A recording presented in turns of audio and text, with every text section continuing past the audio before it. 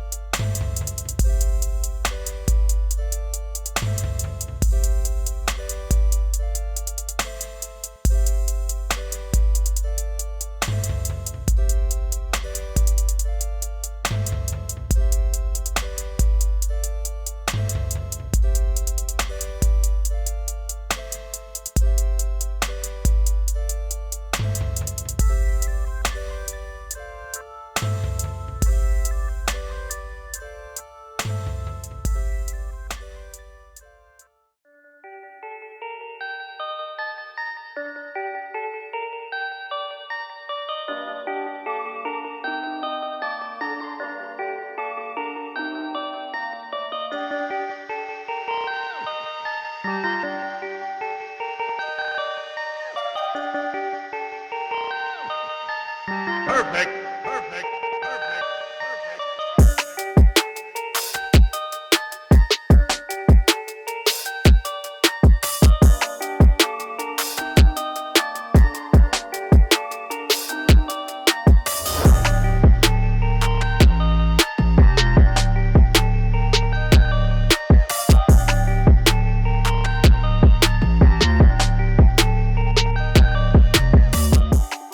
Então é isso.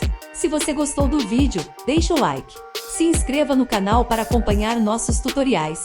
Envie o vídeo para algum amigo, pode ser que ajude ele também. Temos muitos outros vídeos aqui no canal.